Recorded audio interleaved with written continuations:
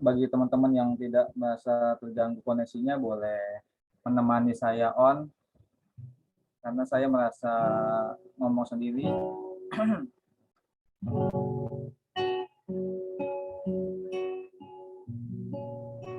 Shalom, selamat malam teman-teman semua. Senang rasanya bisa berjumpa kembali di pertemuan Bible Study kita pada malam hari ini.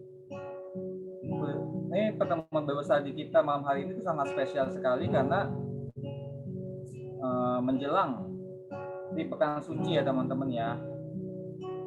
Dan puji Tuhan malam hari ini melalui Ko Beni kita akan dihantarkan untuk belajar mengenai kisah sengsara Tuhan.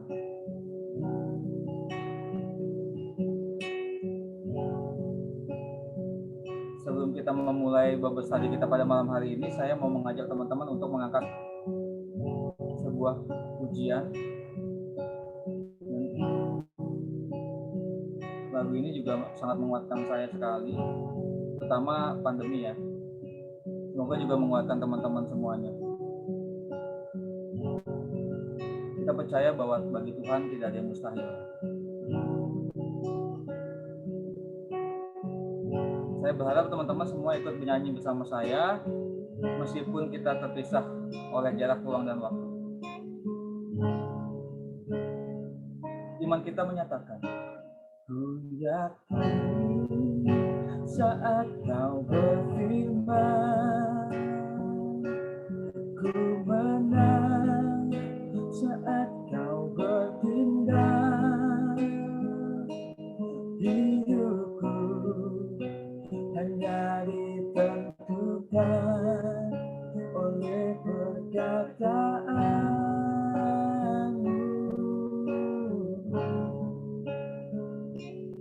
Ku aman karena kau menjaga.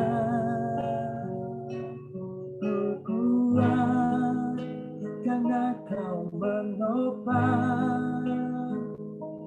Hidupku hanya ditentukan oleh kuasa-Mu. Sama-sama. Bagi Tuhan tak ada yang mustahil. Bagi Tuhan tak ada yang tak mungkin. Mukjizatnya disediakan bagi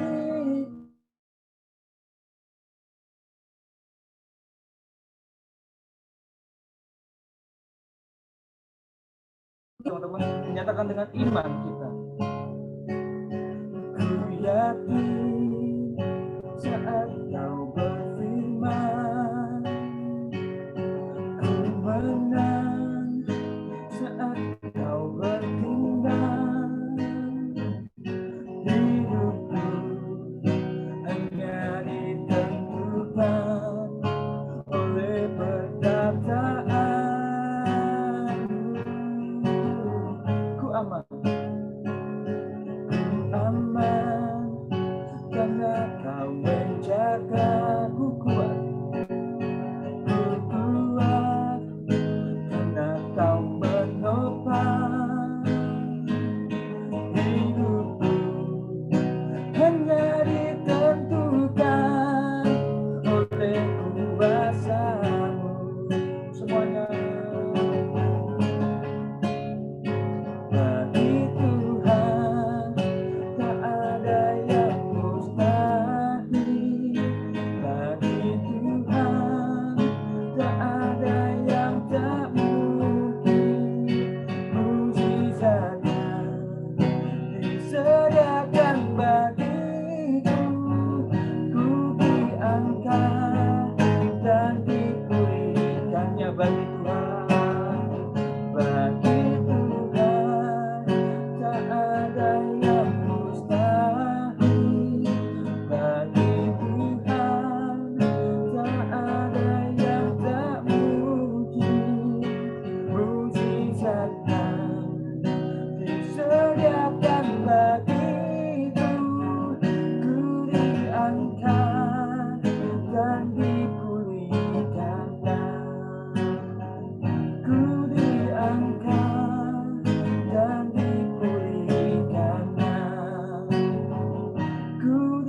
diangkat dan dipulihkannya.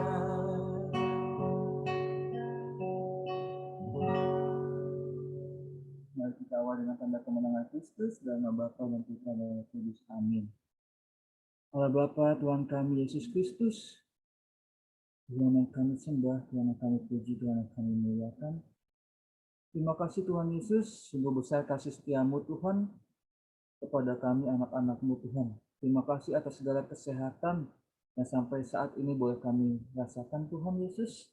Panca indera kami yang masih berfungsi, organ-organ kami berfungsi dengan baik Tuhan. Dan juga orang-orang yang selalu ada di sekitar kami yang senantiasa mengasihi kami senantiasa.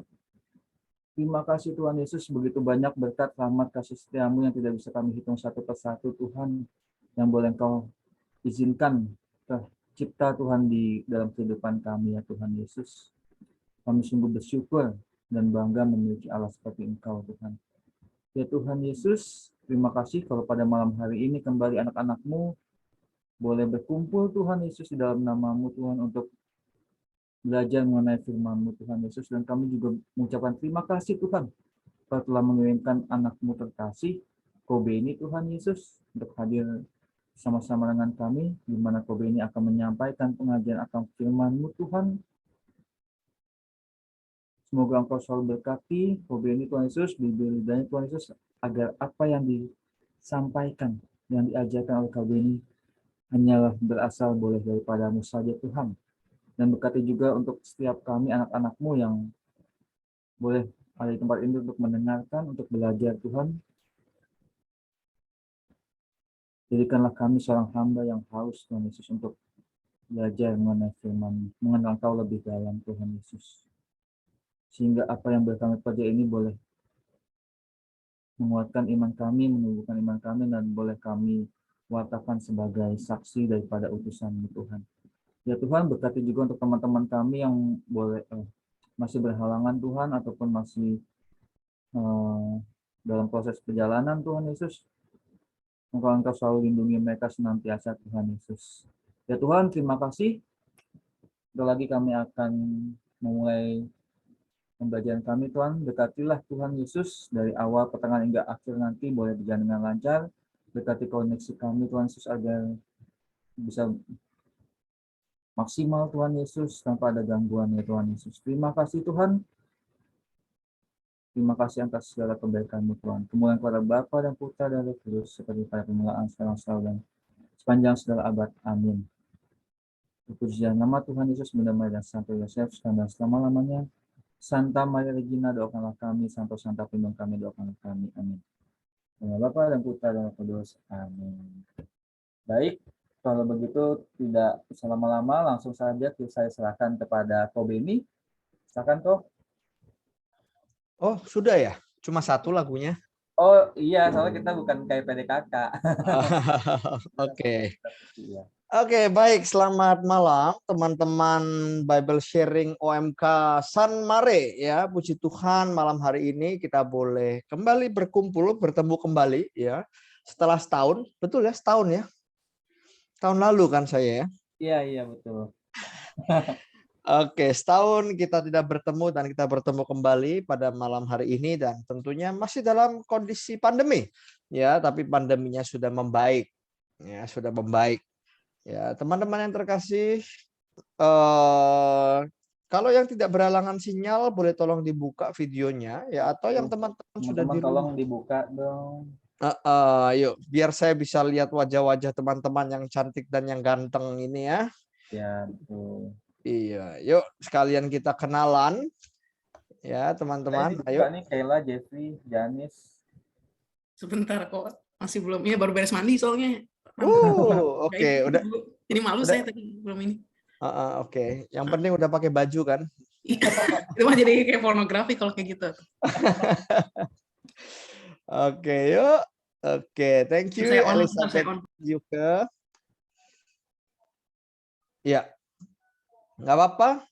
Sambil menunggu teman-teman kita yang lain ya yang akan open camp, nggak apa-apa, kita akan mulai dulu aja. Jadi ketika Remy bilang bahwa temanya itu dari dari saya, ya. Saya mencoba merenung-renung, saya pikir apa ya tema yang tepat ya. Karena apa? Karena kalian ini sedang pada masa pekan suci gitu ya. Sekarang ini lagi pekan suci. Ya, pekan suci masih tetap ada.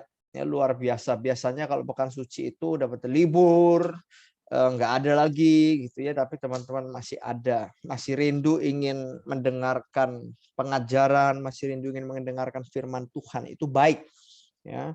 Lalu tiba-tiba saya teringat dengan ya kenapa tidak merenungkan tentang kisah sengsara Tuhan gitu ya, karena ini memang bertepatan sekali dengan pekan suci di mana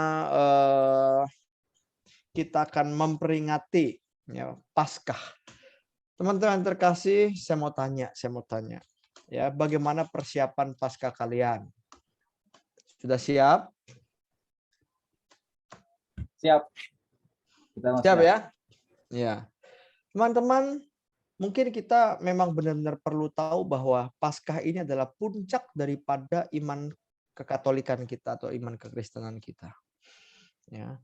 Paskah ini sebenarnya harus dirayakan secara besar-besaran. Kenapa? Karena ini puncak daripada iman kita. Tapi banyak orang yang lebih merayakan Natal dibandingkan merayakan Paskah. Betul apa enggak? Ya. Natal itu lebih rame, lebih seru kelihatannya ya, pernak-perniknya banyak. Terus pohon Natal lah, hiasan-hiasan Natal lah di rumah. Kalau di mal-mal gitu ya kita bisa lihat Natal begitu semarak, begitu meriah. Tetapi asal kita tahu bahwa tanpa adanya Paskah, maka Natal bukan menjadi sesuatu yang spesial. Sekali lagi, tanpa adanya Paskah, Natal itu bukan lagi menjadi sesuatu yang spesial. Kenapa? Karena puncak daripada iman justru pada saat Paskah, di mana Yesus wafat dan bangkit, artinya Yesus itu menang atas maut. Gitu loh. Jadi kalau misalnya Yesus nggak menang, tidak ada peristiwa Paskah, maka kelahiran Yesus adalah kelahiran seorang bayi biasa. Gitu loh. Ya. Maka teman-teman yang terkasih, mari kita persiapkan hati kita sungguh-sungguh. Besok kita akan sudah masuk dalam Trihari Suci. Yang pertama yaitu peristiwa Kamis Putih dan akan berturut-turut sampai dengan hari Minggu, ya Minggu Paskah. Teman-teman yang terkasih, bacaan firman hari ini adalah dalam Injil Yohanes bab 18 dan bab 19. Terlalu panjang untuk dibaca. Nanti teman-teman mendengar sendiri bacaan ini dibacakan pada saat Jumat Agung. Ya, bacaan Jumat Agung yang tiap tahun teman-teman dengar ya, dengan dinyanyikan. Ya, bacanya dinyanyikan. Aduh, biasanya kalau Jumat Agung terus bacaan Injilnya dinyanyikan, aduh mulai ngantuk. Gitu ya, kenapa lama amat baca aja pakai nada gitu ya. Tapi teman-teman, kita mau belajar untuk merenungkan betul bagaimana kisah sengsara Tuhan. Ya, dimulai dari Taman Getsemani sampai ke puncak bukit Golgota, ya, dan akhirnya dikubur di satu kuburan yang baru. Oke, teman-teman. Jadi kita nggak usah dibaca ya, tapi teman-teman merenungkan saja sambil diingat-ingat ceritanya seperti apa ya. Saya percaya bahwa teman-teman OMK pasti sudah hafal di luar kepala. Oh jangan ya, hafal itu di dalam kepala. Kalau hafal di luar kepala itu lupa namanya. Gitu ya. Jadi saya percaya bahwa teman-teman pasti sudah hafal lah ya dengan cerita ini. Gitu. Ya. Baik, apa yang bisa kita renungkan dari kisah sengsara Tuhan? Ya. Teman-teman ada beberapa hal, ada 5 hal yang akan kita renungkan malam hari ini. Hal yang pertama, teman-teman, kisah sengsara Tuhan adalah sesuatu yang sangat tragis, ya, memilukan. Kenapa? Kenapa saya katakan tragis? Karena kita melihat dan kita menyaksikan lewat film Passion of the Christ, ya, kita menyaksikan bahwa ada seorang yang sama sekali, saya katakan, seorang yang sama sekali tidak bersalah, akhirnya harus dibunuh. ya, akhirnya harus dibunuh. Padahal dia tidak punya kesalahan apapun. Kalau memang Yesus itu punya kesalahan, bahkan kesalahannya berat, ya patut dia dihukum. Tapi yang menjadi masalah adalah kita tahu bahwa Yesus tidak melakukan kesalahan apapun. Tetapi teman-teman, ya, kita perlu tahu bahwa sebenarnya kisah penyaliban Yesus, penderitaan Yesus atau sengsara Yesus ini ada masalah politis juga. Sekali lagi, kisah sengsara Yesus ini sebenarnya ada masalah politis juga. Jadi mari kita melihat situasi kondisi pada saat itu. Teman-teman, kita lihat dari sisi orang Romawi ya. Orang Romawi itu adalah orang yang menjatuhkan hukuman salib kepada Yesus. Teman-teman terkasih, dari segi orang Romawi, sebenarnya mereka tuh tidak kenal siapa Yesus. Mereka tidak terlalu kenal siapa itu Yesus. Mereka hanya mendengar tentang Yesus. Tapi sesungguhnya mereka tidak terlalu mengenal siapa itu Yesus yang sebenarnya. Karena mereka tidak terlalu bergaul dengan Yesus. Gitu, ya. Jadi kondisinya adalah mereka tidak terlalu mengenal Yesus. Tetapi yang mereka tahu adalah Yesus itu orang yang punya karisma yang begitu luar biasa sehingga dia bisa mengumpulkan rakyat begitu banyak. Nah, teman-teman, Romawi itu kan sedang menjajah Yahudi, bangsa Yahudi pada saat itu. Nah, kalau misalnya nih ada seorang leaders, seorang pemimpin yang luar biasa yang bisa mengumpulkan begitu banyaknya rakyat, begitu banyaknya orang. Kalau misalnya dia bisa mengumpulkan orang begitu banyak, lalu satu saat dia punya pemikiran untuk memberontak, kira-kira akan membahayakan bangsa Romawi atau enggak? Nah ini. Ya. Jadi teman-teman, kepentingan politis dari bangsa Romawi ketika ada seseorang yang menyerahkan Yesus, ya, imam-imam kepala menyerahkan Yesus kepada bangsa Romawi, itu adalah bangsa Romawi mengambil sebuah kesempatan di dalam kesempitan untuk menyingkirkan seorang leaders yang sangat luar biasa yang mungkin menurut pandangan mereka pada saat itu mungkin satu ketika Yesus akan memberontak. Gitu loh. Ya. Makanya ada tulisan di atas kepala Yesus ketika di atas kayu salib apa? Inilah raja orang Yahudi. Ya. Jadi bahkan Yesus dianggap sebagai raja orang Yahudi oleh Pilatus pada saat itu yang menulis. Berarti ada kemungkinan Yesus itu bisa memberontak. Nah, ini berbahaya untuk bangsa Romawi. Makanya bangsa Romawi akhirnya dengan desakan rakyat orang Yahudi,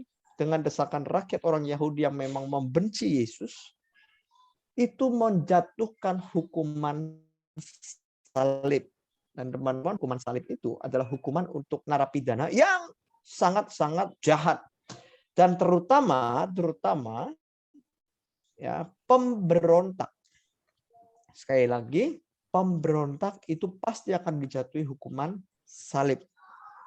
Supaya apa? Supaya menimbulkan efek takut, ya, supaya menimbulkan efek takut kepada bangsa orang jajahannya. Jadi orang pemberontak itu pasti hukumannya salib. Gitu. Dan teman-teman tahu siapa yang menggantikan Yesus? Siapa yang digantikan oleh Yesus? Ayo, siapa yang digantikan oleh Yesus? Saya. Oh, bukan. Maksudnya penjahat yang digantikan oleh Yesus. Oh, sorry, baru masuk. Ada Barnabas. Bukan Barnabas. Kalau Barnabas itu murid Yesus, tapi Barabas. Barabas. Ya, Barabas. Sorry, Barabas. Iya. Bebaskan Barabas. Ya, itu. Jadi seorang penjahat yang digantikan oleh Yesus adalah Barabas. Teman-teman, Barabas itu adalah pemberontak. Pemberontak. Dan seharusnya dialah yang menerima hukuman salib. Tapi digantikan oleh seorang yang namanya Yesus. Berarti Yesus menggantikan seorang pemberontak. Yang artinya adalah Yesus dianggap sebagai pemberontak. Maka teman-teman terkasih, secara kepentingan politis orang Romawi, dia mengambil kesempatan ini. Padahal, sekali lagi saya katakan di awal, bahwa mereka sebenarnya tidak terlalu mengenal Yesus. Makanya Pilatus pun dia harus bertanya jawab kepada Yesus dulu. Kenapa? Karena Pilatus sendiri tidak terlalu mengenal Yesus. Mereka tidak berkonfrontasi langsung, mereka tidak masuk langsung ke dalam kehidupan Yesus. Tapi mereka akhirnya menjatuhkan hukuman itu. Nah, teman-teman terkasih, apa itunya buat kita? Ya, apa yang bisa kita renungkan? Teman-teman, berapa banyak seringkali kita juga sebenarnya tidak terlalu mengenal orang itu. Tetapi mungkin seringkali kita menjatuhkan orang itu. Ya, siapa orang itu saya tidak tahu. Ya, mungkin dengan cara seperti apa, bergosip. Nah, ini ya, waduh, namanya anak muda ya, kalau udah gosip tuh ya senangnya minta ampun. Ya kalau sudah gosip tuh kan katanya semakin digosok semakin sip. Ya, jadi digosipin aja. Cerita yang jelek-jelek. Sehingga apa? Padahal sebenarnya kita tidak mengenal, kita tidak terlalu tahu siapa orang itu. Tapi gosip aja. Karena apa? Karena kita mendengar dari orang-orang. Ya, mendengar dari orang-orang, akhirnya kita cerita kepada orang lain, ditambah bumbu-bumbu manis. Wah, kalau gosip kan harus ada bumbunya ya. Kalau nggak ada bumbunya itu nggak seru kalau gosip itu. Ya. Jadi tambah bumbu manis, akhirnya orang lain juga melihat bahwa oh orang ini memang seperti ini. Waduh, akhirnya teman-teman terkasih, ya banyak orang yang tidak suka, banyak yang membenci. Padahal mereka sendiri tidak mengenal orang itu. Coba, ya berapa banyak seringkali saya melihat situasi dan kondisi seperti ini loh. Ya, saya mengenal satu orang yang banyak sekali digosipin. Wow, di luar sana ya ampun, satu orang bapak digosipin luar biasa. Padahal bapak itu nggak seperti itu gitu. Ya, tapi digosipin banyak lah, bapak ini selingkuh lah, bapak itu, wah, gosipnya banyak. Saya juga bingung gosip dari mana gitu. Ya, karena saya mengenal baik dengan bapak ini, saya bisa tahu bahwa bapak ini bukan orang yang seperti itu. Gitu. Tetapi orang luar tidak bisa melihat itu. Ya. Karena apa? Karena mendengar atau karena desakan dari orang lain. Jadi saya mau katakan teman-teman, hati-hati dalam mengambil sebuah kesimpulan. Apalagi ketika itu menyangkut orang tertentu. Ya, kalau dalam hukum namanya ada pencemaran nama baik. Nah, ini ya, hati-hati teman-teman. Seringkali hanya demi kepentingan pribadi kita mungkin nggak suka secara pribadi dengan orang itu, kita cerita kepada orang lain, akhirnya mempengaruhi orang lain. Sehingga apa? Semakin banyak yang tidak suka dengan orang itu, kita semakin senang dan bahagia. Teman-teman, hati-hati.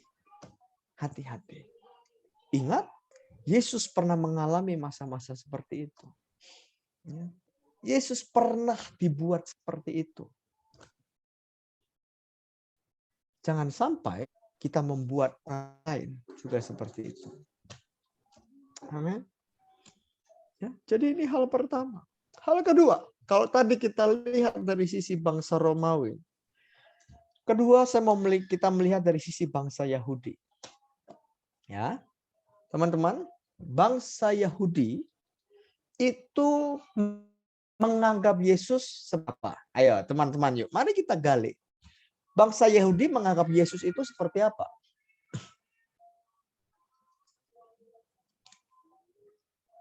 Ayo. Menurut teman-teman, bangsa Yahudi itu menganggap Yesus seperti apa? Ada yang tahu? Yuk, nggak apa-apa, jangan ragu-ragu. Yanis, Remy, Salah nggak apa-apa. Jeffrey, nggak apa-apa. Ya, nggak apa-apa. Nggak ada penilaian. Raja ya atau Mesias ya. Mesias. Nah, Oke. Yang lain. Yanis. Lupa apa ya waktu itu ada istilahnya. Pokoknya dianggap rendah kalau sama orang Yahudi, Yesus tuh jadi kayak orang yang paling apa ya? Kayak ditindas apa ya? Lupa istilahnya sih waktu itu, lupa, nggak inget apa ya. Pokoknya ditindas. Nggak yang ini. Baik. Ya. Jadi teman-teman begini. Sampai dengan hari ini, siapa yang pernah ke Israel? Belum. Dalam mimpi sih. Dalam mimpi ya. Aduh, boleh. Kan pertama harus mimpi dulu ya. Nanti akan terjadi. Amin. Ya itu. Amin. Jadi teman-teman, Yesus itu kalau teman-teman ke Israel, orang-orang Yahudi asli yang di Israel sana, sampai dengan hari ini tidak pernah mengakui bahwa Yesus adalah seorang Mesias. Kalau orang Yahudi asli ya, kecuali orang Yahudi yang sudah jadi Kristen atau jadi Katolik, beda. Tapi orang Yahudi asli, agama Yahudi, dia tidak akan pernah menganggap Yesus sebagai seorang, ya betul, justru tidak mengakui. Mereka tidak mau mengakui Yesus Mesias. Mereka mengakui bahwa Yesus pernah ada di negara mereka, pernah hidup di negara mereka, pernah berkarya di sana. Tapi menurut mereka, Yesus adalah orang biasa. Ya seperti mereka sama aja gitu loh. Ya, sampai dengan hari ini. Tapi kok waktu itu Yesus pernah ada statement yang bilang orang Yahudi itu nggak punya tempat, sampai detik ini tuh dia nggak bisa punya tempat tinggal gara-gara nindas Yesus gitu loh. Jadi efeknya tuh sampai sekarang. Emang benar nggak sih kayak gitu? Ada statement yang pernah bilang menyatakan begitu. Sebenarnya intinya begini, kalau kamu lihat peperangan itu kan terjadi sampai dengan hari ini. Di Israel itu bisa dibilang hampir susah ya, terjadi perebutan wilayah dengan Palestina itu sampai dengan hari ini gitu. Tapi kalau dibilang orang Israel tidak punya tempat, sebenarnya enggak juga. Gitu. Ya, karena sejak zaman dahulu Tuhan selalu memberikan tempat untuk bangsa pilihannya, gitu ya. Makanya negara Israel itu ada, dan negara Israel itu adalah negara merdeka. Bahkan Amerika Serikat sendiri mengakui Yerusalem sebagai ibu kota Israel. Padahal orang-orang Palestina dan sekitarnya, ya, Palestina dan sekitarnya itu tidak mengakui itu. Kenapa? Karena itu kota tiga agama sebetulnya, gitu. Ya, 3 agama besar itu ini ya, 3 agama besar itu terjadi itu karena peristiwa salib. Oke, tiga agama besar. Apa aja? Bukan sih? Anglikan? Oke ya. Oke, bukan. Ya, 3 agama besar. Yang pertama adalah agama Katolik. Kenapa Katolik terjadi karena peristiwa salib? Karena Katolik itu adalah orang yang paling on time. Oh, luar biasa ya. Kenapa on time? Karena teman-teman, orang-orang Katolik itu datang dan dia lihat Yesus masih di atas kayu salib. Makanya salibnya ada korpusnya. Oh ya. Kalau orang Kristen itu sedikit terlambat. Kenapa? Karena Yesus sudah turun dari salib baru mereka datang. Makanya salibnya nggak ada korpusnya. Yang ketiga adalah Muslim. Mereka datang paling terlambat. Kenapa? Karena Yesus sudah turun dari salib. Dan mereka datang malam. Makanya hanya kelihatan bulan dan bintang. Kalian percaya? Jangan percaya. Ini cuma joking, teman-teman ya. Jangan. Ya, enggak. Tapi memang 3 agama besar terjadi di Israel. ya, yaitu pertama adalah Muslim, betul. Jadi nggak ada hubungannya ya, nggak ada hubungannya ya. Pertama adalah Muslim, betul. Kedua ada kekristenan, dan ketiga adalah agama paling tua di dunia, yaitu agama Yahudi. Ya, itu adalah negara 3 agama besar. Yang benar ya, kalau tadi hanya bercanda, gitu. Oke. Nah, teman-teman, jadi dari sisi orang Yahudi sendiri, Yesus itu tidak pernah dianggap sebagai Mesias, apalagi orang-orang imam kepala.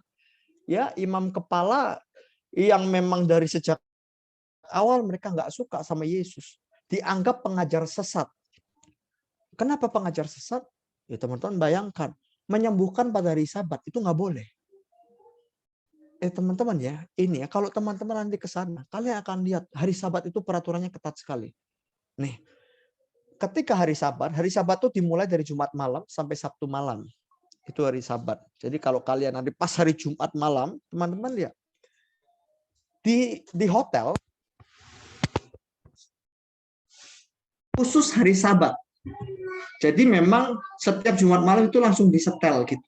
Di setel, di setel itu apa ya? Itulah diatur ya, diatur supaya apa? Supaya dianggap menista agama, ya boleh, memang betul. Supaya apa? Berhenti di tiap lantai. Nah, pertanyaannya kenapa? Nih ya, orang Israel ketika hari Sabat itu kan nggak boleh kerja, ya nggak boleh kerja. Jadi memencet tombol lift itu dianggap kerja. Bayangkan, sampai seperti itu loh hari Sabat itu. Gitu. Makanya ketika Yesus menyembuhkan di hari Sabat, waduh, ini melanggar aturan hari Sabat ini. Wah, nggak bener ini. Ya, belum lagi, Yesus mengampuni dosa, betul? Makanya mereka bilang, loh, siapa kamu kok bisa mengampuni dosa? Dan yang lebih parah lagi, Yesus menyamakan dirinya sebagai Mesias. Waduh, udah kebakaran jenggot lah mereka. Ini dari sisi orang Yahudi. Makanya, tapi mereka itu nggak bisa menghukum Yesus.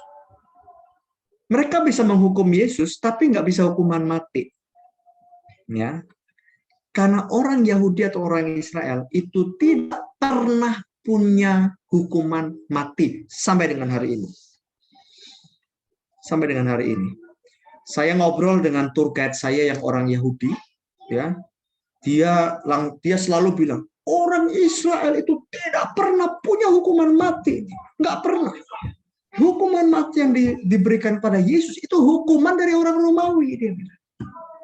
Hukuman salib itu hukumannya Romawi, bukan kita. Kita mah nggak pernah punya hukuman mati. Hukumnya orang Israel itu nggak ada, gitu. Ya? Jadi teman-teman, mereka nggak bisa menjatuhkan hukuman mati ke Yesus. Makanya mereka akhirnya diserahkan kepada orang Romawi untuk dihukum mati. Jadi orang Yahudi pun mengambil kesempatan ini, ya, untuk apa? Untuk membunuh Yesus. Pertanyaannya, kenapa mereka bisa seperti itu? Karena mereka tidak bisa menerima atau mendengar kebenaran. Nah ini, kebenarannya jelas. Yesus adalah Mesias. Tuhan yang diutus. Tapi mereka nggak bisa terima ini. Mereka menolak hal itu. Karena buat mereka, Yesus adalah orang biasa, sama seperti mereka. Nah, teman-teman, apa korelasinya dengan kita sekarang? Teman-teman, untuk kita mendengar sebuah kebenaran atau melakukan sebuah kebenaran, gampang apa susah? Melakukan yang benar itu gampang apa susah? Susahnya minta ampun. Betul ya? Kalau kita melakukan kebenaran, yang ada musuh banyak. Ya. Yang ada kita digencat, semakin ditekan. Itu terbukti mati ya. Salah satu yang saya kagumi adalah mantan gubernur kita. Nah, mantan gubernur kita yang berani ngomong ya, Ahok ya, Pak Ahok ya, berani ngomong dengan keras, berani untuk menghajar atau melawan korupsi dan segala macam. Waduh, akhirnya apa? Ditekan habis-habisan, dihabisi. Ya, Bapak Presiden kita sendiri Pak Jokowi, seorang yang berani gitu ya, caranya lebih lembut. Wah, banyak sekali. Akhirnya apa? Didemo lah kemarin tanggal 11 juga gitu ya. Nah itu. Jadi teman-teman yang terkasih, untuk berani melakukan kebenaran itu butuh nyali besar. Yesus punya nyali itu karena dia tahu bahwa dia melakukan hal yang benar. Tapi resikonya adalah hukuman mati. Waduh, ini berat. Ini berat. Ya, ini berat banget. Tapi Yesus mau terima itu. So teman-teman yang terkasih, mari kita lihat diri kita. Beranikah kita membuka hati dan telinga kita, pikiran kita, untuk mendengar sesuatu yang benar dan berani untuk melakukan hal yang benar juga. Teman-teman, saya ingat ada satu orang teman, ya, ketika itu dia bekerja dalam sebuah perusahaan dan perusahaannya itu sedang mengalami goncangan. Ada satu problem yang sangat besar pada saat itu dan problem itu sampai masuk ke kepolisian, ranah hukum.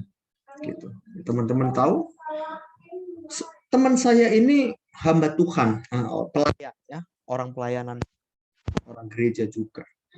Dia tahu bahwa ketika insiden itu terjadi, sebenarnya memang ada kesalahan dari pihak perusahaan, ada aturan main atau SOP yang dilanggar sehingga insiden itu terjadi.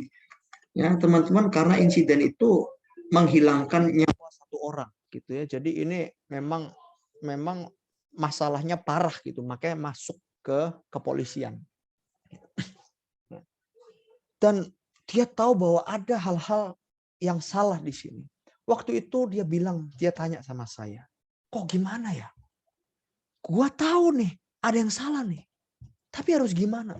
Semua teman-teman gua yang tahu kondisi ini, mereka semua tutup mulut, diam 1000 bahasa. Mereka nggak ada yang berani ngomong. Terus gua harus gimana? Lalu saya cuma bilang sama dia, kamu tahu apa yang benar? Tahu. Iya. Kamu tahu apa yang benar? Iya, tahu. Tapi kalau gua ngomong, bahaya buat gue. Ya nggak apa-apa. Akhirnya dalam satu rapat pleno, yang nggak tahu tiba-tiba, ini dia cerita ya. Akhirnya dia berani untuk mengungkap atau menyuarakan sesuatu yang benar. Hal-hal apa saja yang sebenarnya dilanggar oleh perusahaan. Ya. Teman-teman, ketika kebenaran dinyatakan, teman saya selamat nggak? Wah, ya udah pasti nggak selamat lah. Ya, artinya apa? Dipecat? Enggak sih, dipecat sih enggak. Cuma dipindah bagian. Nah, ini ya, jadi caranya lebih halus, pindah bagian. Ya, pindah bagian supaya apa? Supaya dia tidak punya nggak punya suara, kira-kira begitu. Akhirnya dia menyatakan lebih baik saya out deh, saya resign aja.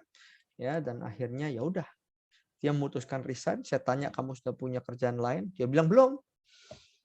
Kamu yakin? Yakin katanya. Keluar.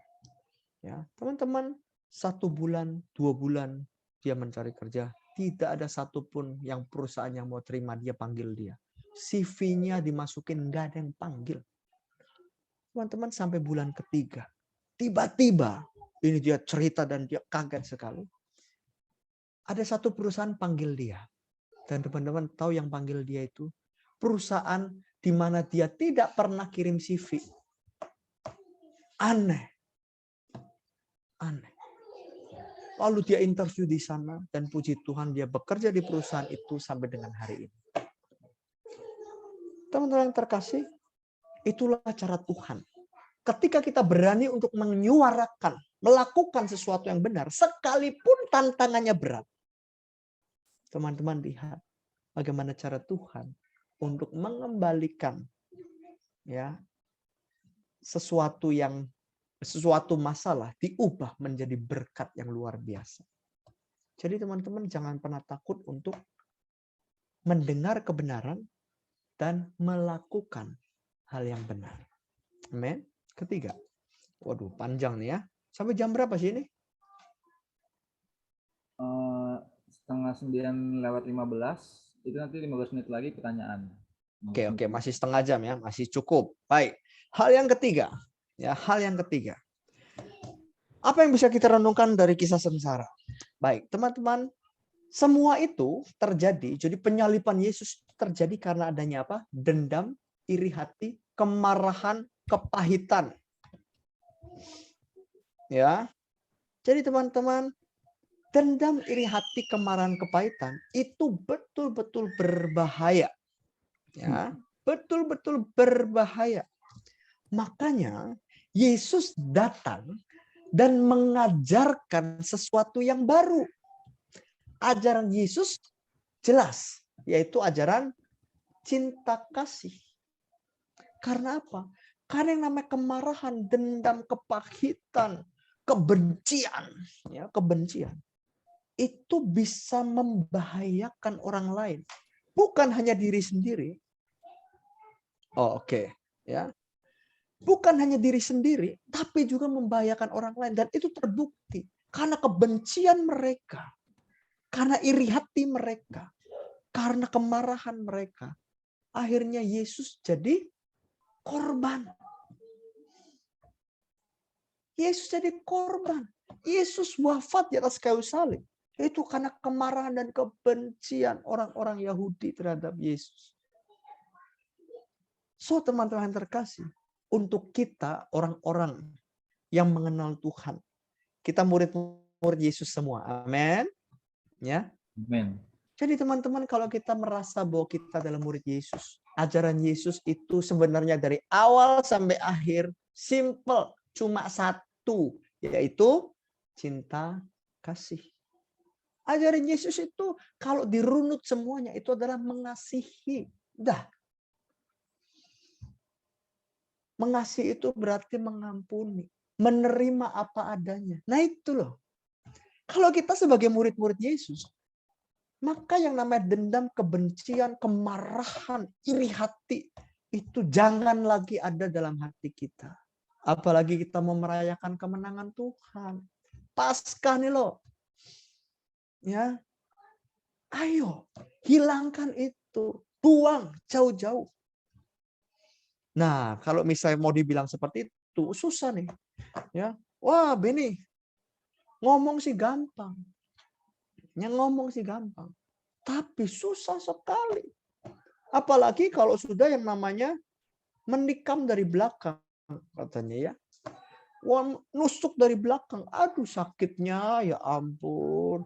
Sahabat punya pacar dicolong sama sahabatnya. Gitu ya.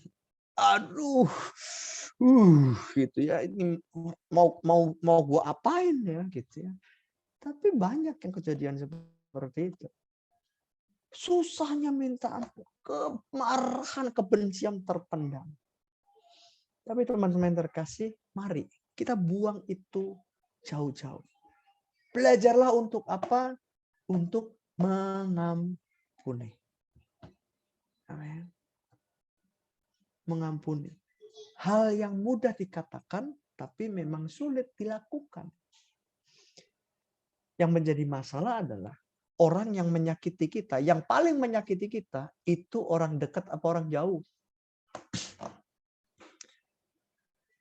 Ya pasti orang dekat. Ya. Nggak mungkin lah kita sakit hati sampai benci dendam sama supir bajai. Sekalipun supir bajai itu nyebelin nih, supir bajainya nyebelin nih ya, nyasarin kita, terus habis itu minta uang kita lebih gitu ya. Tapi kita nggak mungkin sampai dendam tuh, benci sama orang begitu tuh. Ya paling kesel aja gitu. Tapi kalau orang dalam yang nyakitin, yang dekat, ya ampun, itu namanya kebencian bisa turun temurun, 7 turunan dibawa-bawa. Loh bener loh. Ya, Nih ya, kalau misalnya teman-teman ya benci sama seseorang, nih nanti ya teman-teman nggak cocok pokoknya benci sama seseorang. Nanti kalau teman-teman ketemu sama orang lain, ya ketemu deh sama adikmu deh, kamu cerita, aduh koko nih ya, Cece nih ya benci banget sama itu. Ya. Lalu teman-teman akan menularkan kebencian itu ke orang lain nggak? Jadi menambahkan energi negatif maksudnya ya. Ya, akan menularkan nggak? Cerita nggak? Iya, itu yang terjadi. Saya ingat nih ya, dulu keluarga besar kami, keluarga besar saya, itu sempat pecah. Ya, teman-teman kalau keluarga besar, ya, kalau keluarga besar pecah, itu urusannya gampang. Urusannya kenapa? Warisan. Udah gitu. Ya. Nah, jadi waktu itu pecah. Ada satu orang tante saya itu dominan sekali. Ya, dominan sekali dan akhirnya dia marah-marah, dia bencilah sama keluarga kita gitu. Ya, sama keluarga saya. Nah, sebenarnya dia marahnya, dia bencinya adalah sama papa mama saya dong. Benar ya? Tapi teman-teman tahu, dia itu kalau cerita soal saya nih, anak-anaknya nih, itu ke orang-orang jeleknya minta ampun. Jadi anak tuh kena dampak gara-gara benci sama orang tuanya. Nah itu yang saya bilang turunan. Ya, itu. Kalau nggak diberesin, kena. Satu keluarga kena. Benci, cerita aja gitu. Ya itu si tante saya tuh. Wah bencinya minta ampun. Dari cerita yang benar sampai nggak benar diceritain ke orang-orang. Aduh saya dengarnya juga sakit hati. Kesel, ya ampun gitu. Ya. Ayo teman-teman, ya, saya mengenal firman Tuhan. Saya belajar untuk apa? Untuk mengampuni. Saya mendengar, saya tahu firman Tuhan seperti ini bilangnya. Mari saling mendahului, memberi hormat. Wah itu. Akhirnya apa? Saya coba lakukan tuh. Setiap kali saya ketemu sama nih tante, saya kasih senyum tuh tante. Saya kasih senyum, ya. Terus kalau ketemu di apalagi sisipan gitu, sisipan ya. Itu sisipan tahu nggak sih? Tahu ya, bahasa Jawa tuh ya, sisipan ya. Itu saya kasih tangan begini. Ih teman-teman, dia buang muka loh. Buang muka. Ya, nggak tahu lah dibuang kemana. Pokoknya mukanya hilang. Gitu. Wah, pokoknya buang muka. Sebel benar. Tapi ketika dia buang muka itu kesel nggak? Saya kesel. Tapi di situ saya belajar saling mendahului. Oke, setiap kali saya ketemu saya kasih salam, saya kasih senyum, saya kasih salam, saya kasih senyum. Susah bertahun-tahun. Sampai satu ketika, waktu itu sudah pindah Jakarta, tante saya ini di daerah, ya. Si tante ini kok tiba-tiba telepon loh di rumah, ya. Lalu telepon yang angkat mama saya. Lalu udah lama nggak pernah telepon, tiba-tiba telepon, yang angkat mama saya. Nah, mama saya ini cerita, waduh si tante nih ya, katanya mau datang ke rumah, mau ngapain? Mau nginep di rumah katanya. Dia mau ke Jakarta. Aduh, tanya papa dulu deh katanya. Oh ya udah. Ya, jadi teman-teman tahu, gara-gara nih tante mau datang ke rumah, kita jadi meeting keluarga. Tuh, kadang-kadang hal yang buruk, ya, hal yang kelihatannya buruk, ternyata justru membawa kebaikan. Kenapa? Kita jadi meeting keluarga tuh. Ya. Waduh, jadi kita ambil vote. Papa saya adalah orang yang sangat kontra. Dan dia langsung menyatakan, no way, no. Ya. Mama saya orangnya agak-agak nggak jelas gitu, maksudnya bimbang. Ya, aduh gimana ya, di satu sisi masih saudara gitu ya, tapi suami nggak suka gitu ya, waduh bimbang gitu. Kami anak-anaknya 3, kami anak-anaknya karena kami puji Tuhan sudah dalam Tuhan gitu ya.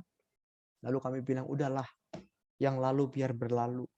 Ya, barangkali ini memang menjadi sesuatu yang baru. Jadi kita terima aja. Wah, papa saya kalah suara dong. Ya udahlah. Akhirnya datanglah dia ke rumah. Teman-teman datang ke rumah lah dia. Nginep. Aduh, papa saya itu ya.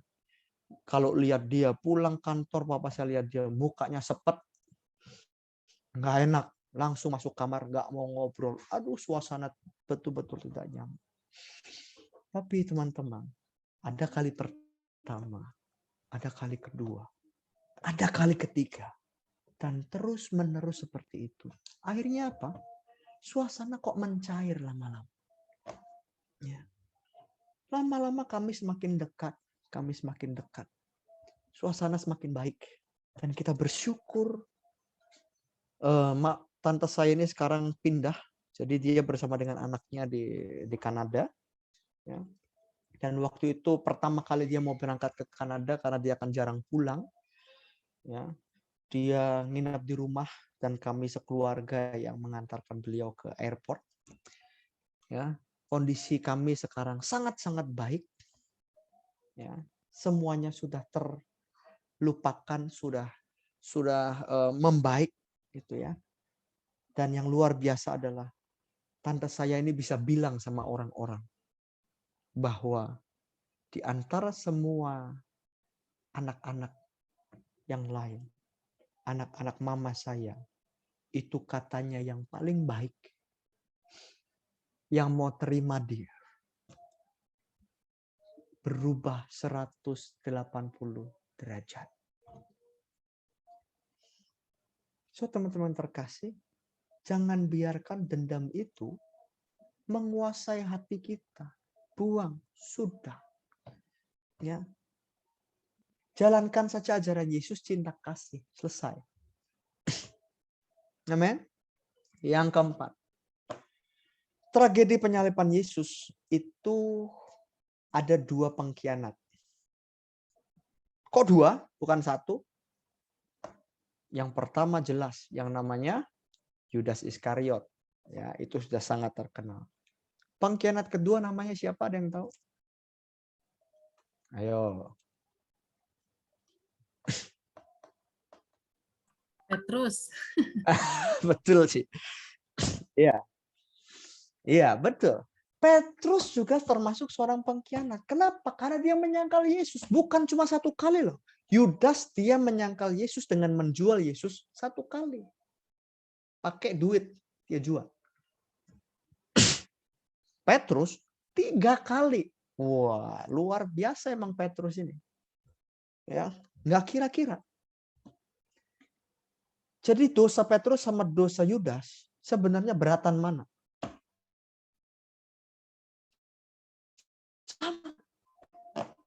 Sama. Cuma kita sering kali bilangnya, Yudas itu ya jahat bener tuh, jahat bener. Padahal Petrus tuh sama. Dia menyangkal Yesus. Aduh, gua nggak kenal. Saya mah nggak kenal sama dia. Siapa dia? Karena saking takutnya. Teman-teman, dikhianati itu sakit enggak? Pasti sakit. Ya. Tapi teman-teman, dalam Injil Lukas, ya, dalam Injil Lukas, ketika ayam berkokok 3 kali, Yesus melihat,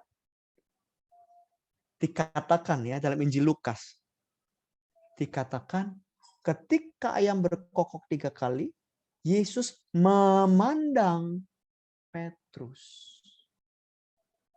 Ya, Yesus memandangnya. Saya percaya, saya membayangkan peristiwa itu. Yesus pandang bukan dengan pandangan begini.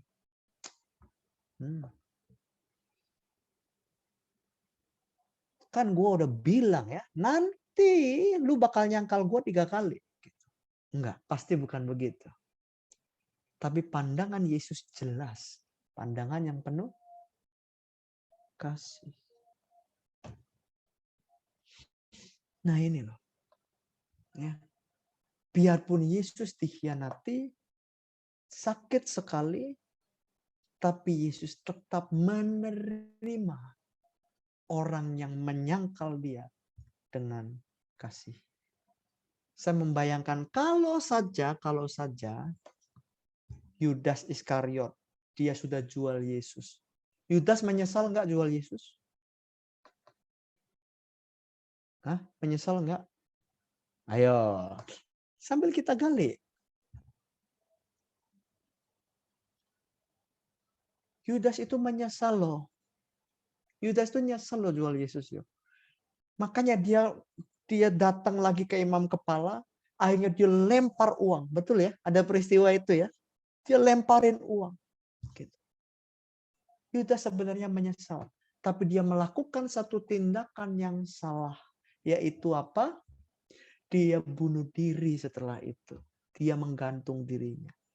Kalau saja dia menyesal dan dia punya kemauan untuk datang kepada Yesus, dia pasti akan diampuni. Amin. Itu. So teman-teman yang terkasih, dalam masa prapaskah seperti ini, jangan pernah kita merasa diri kita terlalu berdosa. Kita memang punya dosa banyak, betul. Tapi teman-teman, Tuhan itu jauh. Kasih Tuhan itu jauh di atas dosa-dosa kita. Tuhan mau menerima kita apa adanya kok. Mau menerima kita. Segala dosa seperti apapun Tuhan terima. Tidak ada dosa yang tidak diampuni. Tapi katanya ada dosa menyangkal Roh Kudus. Yang tidak diampuni ya. Betul nggak? Dosa apa? Menghujat Roh Kudus, ya, menghujat Roh Kudus tidak diampuni. Teman-teman tahu apa maksudnya dosa itu? Dosa menghujat Roh Kudus itu seperti apa? Begini, saya jelaskan ya supaya nggak salah. Dosa menghujat Roh Kudus itu bukan berarti kita ngata-ngatain Tuhan, gitu. Ya, habis kita ngata-ngatain Tuhan, Tuhan nggak terima, habis itu saya nggak bisa ampuni kamu lagi, gitu. Bukan. Menghujat Roh Kudus itu artinya begini. Roh Kudus itu roh Allah. Roh Allah itu adalah roh kasih. Dalam kasih ada pengampunan. Maka dosa menghujat Roh Kudus artinya adalah dosa menolak Roh Kudus sang kasih itu. Nah, kalau kita menolak kasih, berarti kita bisa diampuni nggak? Nggak bisa. Karena kita sendiri sudah menolak sang kasih, sang pengampun itu kita tolak. Kita nggak mau terima. Tuhan, saya nggak mau terima engkau. Saya nggak mau terima pengampunanmu. Itu namanya menghujat Roh Kudus. Ya bagaimana mau diampuni? Wong kita saja sudah menolak roh Allah, Roh Kudus sang kasih itu sendiri. Gitu loh. Ya, so teman-teman, dosa sebesar apapun, asal kita mau membuka hati kita supaya Tuhan tinggal dalam kehidupan kita, Tuhan akan ampuni kita. Amin. Jadi jangan pernah kita merasa terlalu berdosa. Aduh, hidup saya terlalu rusak, Tuhan nggak layak, nggak pantas. Kita selalu merasa nggak layak, nggak pantas. Itu adalah pekerjaan iblis dalam otak kita. Tuhan kan pernah bersabda juga kan, kalau ngampunin itu 70 kali 7 kan. Jadi artinya itu kayak unlimited kan. 70 kali 7 kali. Ya. Dalam kitab suci, dalam Alkitab, angka 7 itu punya arti. Ya, ketika saya belajar kitab suci, angka 7 itu punya arti. Artinya adalah sempurna. Ya, kesempurnaan. Nah, itulah. Jadi mengampuni harus dengan sempurna. Dan itulah yang Tuhan tunjukkan. Ya, Tuhan mau mengampuni kita dengan sempurna kok. Jangan pernah kita menolak. Tuhan, saya nggak pantas, saya nggak layak. Semua layak. Asal engkau mau membuka hati untuk Tuhan ampuni. Yang kelima, yang terakhir. Ya. Kesengsaraan yang Yesus alami, penderitaan salib yang Yesus alami, itu semuanya adalah tentang kasih. Ya. Tuhan mau menunjukkan kasih-Nya kepada kita. Makanya di atas kayu salib pun Yesus mengatakan, Bapa, ampunilah mereka karena mereka tidak tahu apa yang mereka perbuat. Itu adalah bukti kasih Tuhan yang luar biasa. Maka ketika kita memandang salib, seharusnya kita menyadari ini loh bukti kasih Tuhan dalam kehidupan kita. Ketika kita melihat korpus ya Yesus yang tersalib di sana, seharusnya mengingatkan kita bahwa Tuhan itu adalah Tuhan yang penuh kasih dan luar biasa. Dan kasihnya itu diberikan sebesar-besarnya buat kita. Maka ada peristiwa Paskah, Jumat Agung. So teman-teman yang terkasih, mari kita lihat ke dalam hati kita. Saya ketika di Israel waktu itu, ya, pertama kali saya ke Israel, saya ikut jalan salib di sana. Via Dolorosa. Ya, Via Dolorosa. Via Dolorosa itu artinya jalan sengsara ya. Via Dolorosa. Nah, teman-teman, Via Dolorosa itu di sana adalah dimulai dari istana Hanas Kayafas. Kayak napak tilas, iya betul, napak tilas. Ya, itu dimulai dari istana Hanas dan Kayafas, Pilatus, ya, lalu naik ke puncak Bukit Golgota. Ya, puncak Bukit Golgota itu sekarang itu berdiri satu gereja yang sangat megah. Ya, satu gereja yang sangat megah, dan di dalam gereja itu ada satu lubang kecil. Di situ dipercaya bahwa disitulah tempat salib Yesus ditancapkan, gitu ya. Lalu dari atas turun ke bawah masih satu gereja, yang turun ke bawah di dalam bangunan gereja itu ada kubur Yesus. Jadi kalau teman-teman lihat di sana itu ada satu gambarannya gitu, bahwa antara tempat Yesus disalib dan kuburnya itu tidak terlalu jauh, dekat gitu ya, dan itu dikatakan kubur baru pada saat itu. Teman-teman, sepanjang Via Dolorosa itu kiri kanannya adalah toko orang-orang jualan, dan orang-orang berjualan di sana adalah orang-orang Arab biasanya.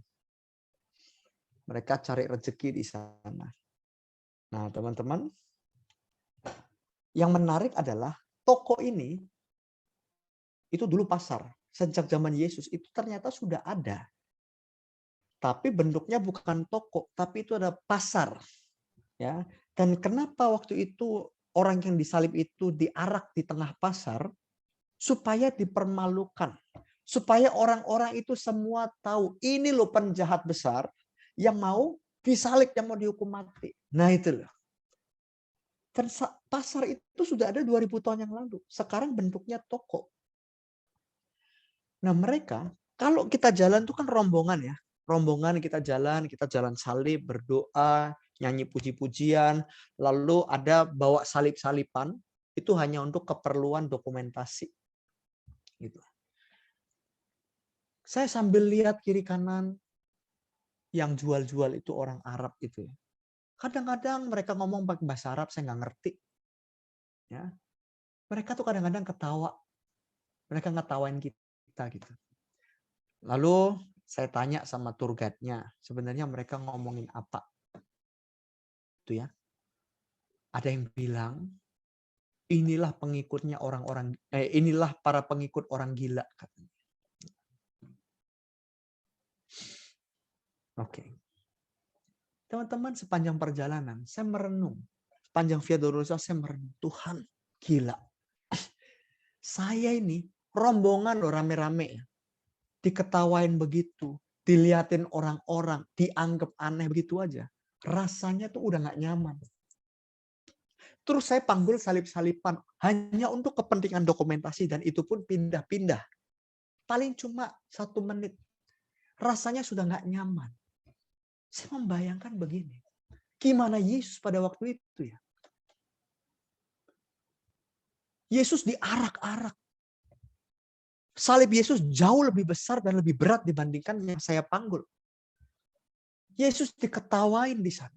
Diomongin. Di pasar itu dipermalukan luar biasa. Lalu saya merenung satu hal. Tuhan, kenapa kamu mau? Kenapa? Kok mau? Sepanjang perjalanan saya merenung. Nggak ada jawaban apa-apa. Seakan-akan Tuhan diam. Dan Tuhan hanya mengatakan, ya nggak ada jawaban. Saya merasa Tuhan ingin saya merasakan apa yang dia alami pada saat itu. Teman-teman, ketika sampai ke Bukit Golgota, di dalam gereja itu, tiba-tiba ada satu suara yang lembut, suara hati saya yang lembut. Suara ini menjawab pertanyaan saya sepanjang perjalanan. Saya bertanya, kenapa Tuhan kamu mau lakukan ini? Kenapa? Dan saat itu suara hati saya lembut saja. Dia hanya bilang, because I love you. Selesai. Teman-teman, jawaban singkat itu menjawab seluruh pertanyaan saya sepanjang jalan salib. Kenapa Tuhan mau lakukan, dipermalukan, dibunuh, dituduh, siksa seperti itu? Karena Yesus cinta sama saya. Yesus cinta sama teman-teman. Sudah, cuma itu. Alasannya cuma itu, satu, simple. Makanya dia mau lakukan itu. So teman-teman, jangan pernah menyia-nyiakan cinta Tuhan yang sudah dia berikan sebesar-besarnya, semuanya dia kasih buat kita. Amin. Buka hatimu, terima cinta Tuhan atas hidup kita. Jadi 5 hal yang kita pelajari mengenai kisah sengsara Yesus pada hari ini. Teman-teman, hal pertama, ya, orang Romawi tadi, dilihat dari sisi pandang Romawi. Ya, teman-teman, kenali orang terlebih dahulu. Jangan asal kita berbicara tentang orang lain. Seperti orang Romawi yang tidak terlalu mengenal Yesus, tapi mereka akhirnya menjatuhkan hukuman hanya untuk kepentingan mereka. Hal yang kedua, dari sisi orang Yahudi, Yesus dianggap pengajar sesat. Mereka tidak bisa menerima kebenaran. So teman-teman, buka hatimu, pikiranmu, telingamu untuk menerima kebenaran. Dan lakukan kebenaran itu. Yang ketiga, ya, jangan ada lagi dendam, kemarahan, iri hati, kebencian dalam hati kita. Karena ajaran Tuhan adalah ajaran kasih. Yang keempat, ya, yang keempat, ingat bahwa Tuhan itu mau menerima kita apa adanya. Sekalipun pengkhianatan seringkali kita lakukan terhadap Tuhan lewat perbuatan dan dosa-dosa kita. Dan yang kelima, kita harus ingat peristiwa salib adalah peristiwa kasih di mana Tuhan menyatakan kasih-Nya dalam kehidupan kita. Mari tundukkan kepala, kita berdoa. Bapa dan Putra dan Roh Kudus, amin. Allah Bapa yang Maha Kuasa, Engkau Tuhan yang penuh kasih. Kami mengucap syukur Tuhan buat setiap rahmat cinta-Mu Tuhan yang boleh Engkau berikan bagi setiap kami. Terutama kalau malam hari ini kami boleh mendengarkan sabda-Mu. Kami boleh merenungkan sedikit Tuhan tentang kisah sengsara yang akan kami renungkan juga 3 hari ke depan Tuhan. Di dalam hari suci ini. Tuhan, kami tahu bahwa sesungguhnya hidup kami tidak lepas dari masalah, pergumulan, kesengsaraan, mungkin penderitaan. Tapi kami mau belajar seperti Engkau ya Bapa. Kami mau merenungkan kembali kisah sengsara, di mana kesengsaraan, penderitaan yang Kau alami sesungguhnya berubah menjadi berkat. Karena apa? Karena berkat sengsaramu, sesungguhnya Engkau sedang menyatakan kasih-Mu, pengampunan-Mu bagi setiap kami, anak-anak-Mu. Kami manusia berdosa, anak-anak-Mu yang seringkali mengecewakan Engkau. karena perbuatan-perbuatan dosa kami. Seringkali Tuhan kami berkhianat karena kami tidak mau menerima Engkau dan berjalan dengan cara pikir, cara pandang kami sendiri. Kami menolak kebenaran mungkin Tuhan.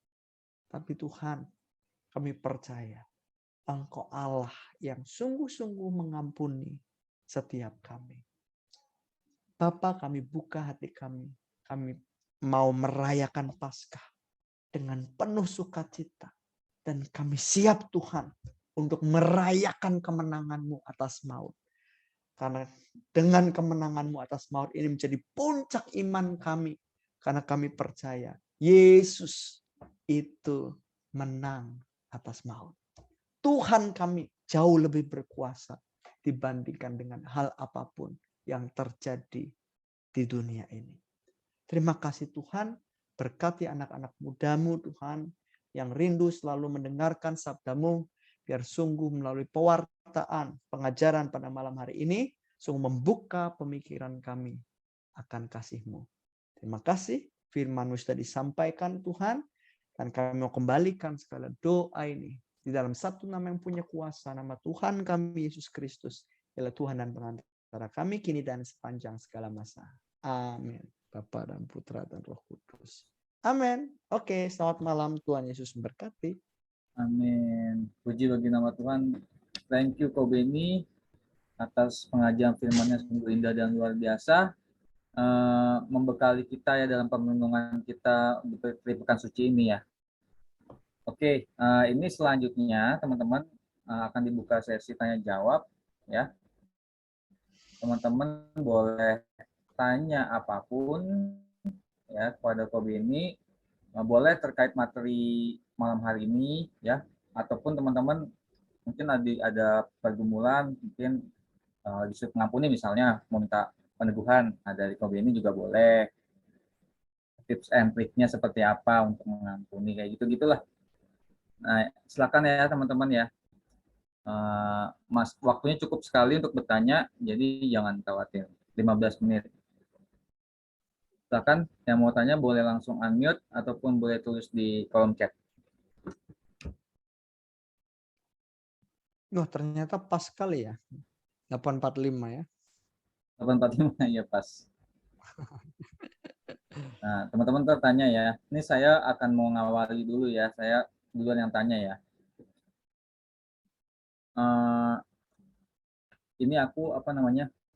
Ini kan kita kalau misalnya mau pekan suci itu kan kita mengaku dosa ya sama Romo.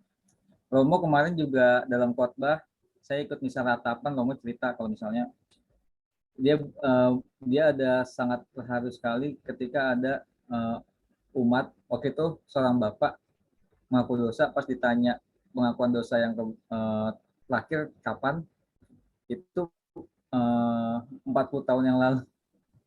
Wow. Iya, 40 tahun yang lalu. Makanya di situ luar biasa banget. Nah, tapi bukan itu pertanyaannya. Jadi saya pun pas mengaku dosa, ya kan, saya ya ngerasa banget Tuhan tuh mengampuni melalui Romo gitulah sebagai utusannya. Tapi kadang ketika setelah kita sudah diampuni kita menyesal nih, gitu kan. Nah, saya manusia, saya pun menyadari bahwa kita tuh lemah juga ya, khususnya terhadap kedagingan kita lah. Orang ngaku dosa, terus beberapa hari kemudian lupa berbuat dosa lagi. Nah, maksudnya aku pengen tanya gimana ya benar-benar tips yang ketika kita ngaku dosa tuh kita benar-benar menyesali dengan sungguh-sungguh dan istilahnya udah ada keyakinan yang kuat bahwa udah gue berkomit untuk tidak berbuat dosa lagi lah kayak gitu. Mungkin bisa dikasih seperti apa ya menurut pengalaman Ko Beni, mungkin ada pengalaman iman dari Ko Beni, mungkin dari orang di sekitar Ko Beni juga. Oke, begini. Pertama kita harus menyadari bahwa memang manusia itu sangat rentan dengan yang namanya dosa. Ya, sangat rentan. keinginan untuk berbuat dosa itu tetap ada gitu. Jadi ya, sakramen baptis itu mengampuni, membuat kita menjadi murni atas dosa. Tapi keinginan berbuat dosa itu tetap ada dan kita harus menyadari itu dulu. Gitu. Sehingga apa? Sehingga ketika kita menyadari posisi itu, kita jadi nggak terlalu tertekan. Ya. Nah, lalu ketika kita sudah ngaku dosa, ya, apakah kita bisa jatuh lagi dalam dosa? Bisa. Tapi begini, ya, kita harus membedakan yang namanya jatuh dalam dosa dan hidup dalam dosa. Ya, teman-teman perhatikan, ini beda sekali. Kalau orang jatuh dalam dosa, kalau kamu deh Remi, pernah jatuh dari motor enggak? Nah, Pernah. Habis jatuh ngapain? Tiduran terus? enggak. Kelindes ntar yang Enggak ada. ya? Iya. Pasti langsung secepatnya kita berusaha untuk bangun. Gitu. Tapi orang yang hidup dalam dosa adalah orang yang begitu menikmati dosa. Ketika dia sudah jatuh, ya udah dia nikmati aja. Dia aduh tiduran dulu deh, males deh, aduh kelihatannya enak nih, ya. Itu orang hidup dalam dosa. Dia tidak punya kemauan bertobat sebenarnya. Dia mau menikmati dosa ini. Ini yang berbahaya sebetulnya. Kalau orang yang jatuh dalam dosa dan akhirnya bangkit lagi, ya, dia mau keluar dari situ. Ya, kita punya Tuhan yang mengampuni. Ya. Kita punya Tuhan yang mau mengampuni. Setiap saat, sebesar apapun, semerah kermisi, Tuhan akan jadikan putih seperti bulu domba. 1 Yohanes 1 ayat 9 ya bilang bahwa barang siapa mengakukan dosamu, dia akan menghapus, akan membuat dosa ini seperti nggak ada. Artinya kita seperti nggak pernah lagi berbuat dosa. Gitu loh. Ya. Yang pasti kita jangan sengaja melakukan dosa. Nah, bagaimana supaya kita nggak gampang jatuh dalam dosa? Nah, teman-teman, kita harus punya hubungan yang dekat dengan Tuhan pastinya. Lewat apa? Doa. Makanya anak-anak muda, ayo jalin relasi, berdoa. Kalau engkau nggak banyak berdoa, engkau akan sulit untuk melawan dosa. Godaannya terlalu kuat. Bener loh. Kalau kita banyak berdoa, kita punya relasi, maka suara hati kita akan kuat nih. Kita akan bisa menyadari kapan itu benar, kapan itu salah. Dan biasanya orang yang banyak berdoa, dia akan sadar betul bahwa hal itu salah. Sehingga apa? Orang yang banyak berdoa, karena tahu itu salah, dia bisa menolak. Karena dosa itu adalah sebuah keputusan. Ya, dosa itu keputusannya. Ya, kita memutuskan untuk berdosa. Nah, itu baru terjadi dosa. Gitu. So, teman-teman, ya, banyaklah menjalin relasi sama Tuhan.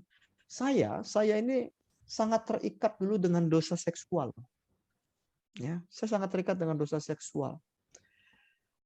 Yang namanya onani, pikiran kotor, masturbasi gitu ya. Ya, itu sudah jadi makanan sehari-hari. Ya, saya pikir cowok-cowok sangat terikat dengan dosa ini. Atau enggak ya? Oh, OMK San Mare cowoknya enggak begini ya. Cuma saya. Itu ya. Ansel nih sering. Ya, saya terikat sekali dengan dosa itu. Ya. Sembarangan Kak Remi kalau ngomong.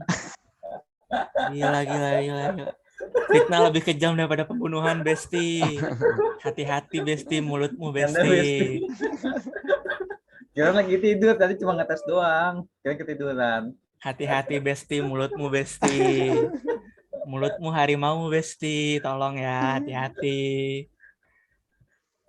Maaf, Ya. Besti. Makanya, jadi ketika saya punya gini, ketika saya berdoa, doa saya lagi kenceng nih, ya, lagi jalin relasi, saya bisa menolak dosa itu. Tapi ketika saya kehilangan hubungan sama Tuhan, Aduh, susahnya minta ampun. Nah, itu yang terjadi.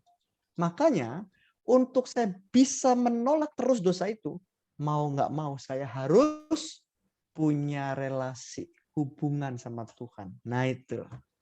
Oke? Oke, luar biasa. Terima kasih, Bro Benny. Ya, itu tips yang benar-benar apa namanya patut dicoba, ya.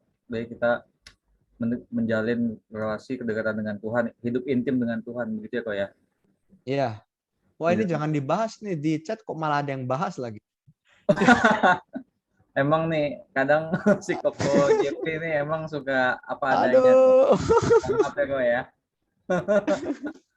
Baik, nih udah mulai ada pertanyaan-pertanyaan nih kalau di konten saya bacain ya. Jadi yang pertama dari Susan. Selamat malam, saya mau tanya. Yesus disalib menanggung dosa manusia. Mengapa Yesus yang disalib? Bukankah dia Allah yang tidak merasakan kesakitan? Oke. Oke, saya mau Baik, tanya. Pak. Nah, ketika Yesus datang ke dunia, ya, ini kita harus tahu. Ini kita harus tahu ya. Iman Katolik itu selalu mengatakan, ketika Yesus datang ke dunia, dia itu 100% Allah, 100% manusia. Nah, ini. Ya, ini. Jadi iman Katolik itu mengajarkan Yesus itu memang 100% Allah ketika dia datang ke dunia. Tapi dia juga 100% manusia. Yang artinya dia bisa merasakan apa yang manusia rasakan. Gitu. Lalu pertanyaannya adalah kenapa harus disalib gitu ya? Ya. Ya. Susan mungkin boleh sambil Oke. Simpelnya begini. Orang Yahudi, Yesus kan lahir sebagai orang Yahudi ya. Teman-teman tahu nggak? Bagaimana cara orang Yahudi menghapus dosa? Ada yang tahu?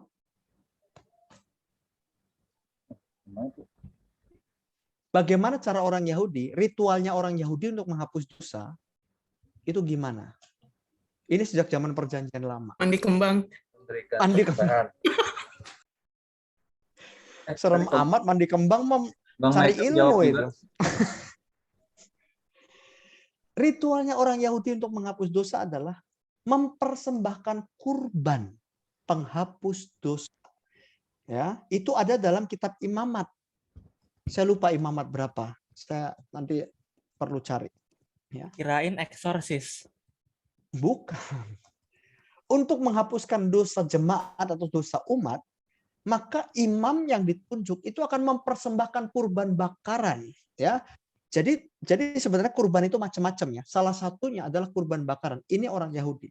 Jadi teman-teman, berdasarkan itu, maka untuk bisa mengampuni dosa orang, butuh yang namanya kurban. Jelas ya? Jelas ya?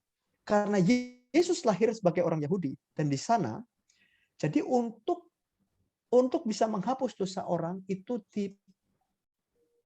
harus ada yang namanya kurban. Nah, Yesus menggantikan seluruh kurban bakaran yang ada, yang saat itu dipercaya oleh orang Yahudi, ya, karena mereka percaya dengan kurban bakaran. Yesus gantikan semua itu, tidak lagi perlu dengan yang namanya kurban bakaran. Dia memberikan dirinya sebagai kurban.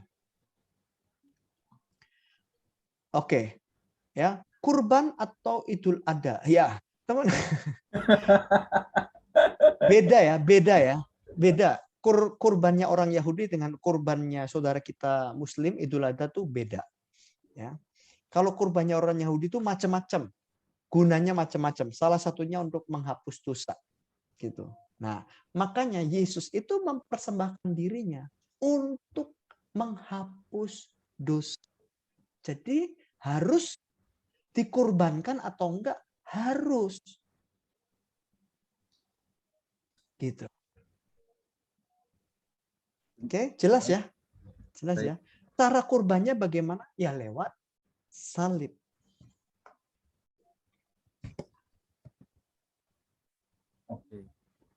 luar biasa. Gimana Susan? Semoga menjawab ya. Ini kalau Idul Adha kurbannya sapi, Bang Michael. Kalau Yahudi kurbannya anak bayi. Nah, itu bisa kayak gitu. Nggak bercanda. Emang Nah, iya ya? enggak. Jangan terlalu dianggap serius lah. Nah, selanjutnya pertanyaan selanjutnya kepada Saudari Janis. Kalau ada orang yang sampai meninggalnya tidak dapat memaafkan kesalahan relasinya, apakah di alam bakas sana dia akan lama di api pencucian atau ada hukuman lain yang memberatkannya? Wah, ini udah pernah ke sana belum nih? Saya belum pernah ke sana soalnya nih. Iya, ini pertanyaan yang sulit dijawab Kan karena katanya belum dimulai pernah dari mimpi, nyobain. kata Kobe ini dimulai dari mimpi bisa jadi kenyataan, jadi siapa tahu bisa berangan-angan nanti ada tipsnya gitu. Belum pernah nyoba soalnya. Tapi serem Ya. gak sih kalau lu ke api pencucian terus lu balik lagi? Lah, ya Oke. enggak juga. Intinya begini ya, api penyucian itu untuk orang Katolik, ya teman-teman udah pernah mendengar pengajaran api penyucian belum ya? Nanti panggil Romo ya. Belum. Jangan saya ngajar. Belum. Belum pernah ya. Api penyucian itu bagi orang Katolik itu bukanlah satu tempat, tapi situasi. Jadi api penyucian itu bukan tempat, tapi situasi atau kondisi penyucian. Ya. Dan orang yang masuk ke dalam api penyucian itu adalah orang yang sudah pasti masuk ke surga. Jelas. Nah, Ya. berarti buat kalian yang belum pasti masuk surga, jangan memikirkan api pencucian dulu, guys. Ya. Tapi kenapa perlu adanya api penyucian? Karena tanpa kekudusan tidak ada satu orang pun bisa melihat Tuhan. Jadi itulah perlunya disucikan terlebih dahulu. Ketika manusia ini meninggal,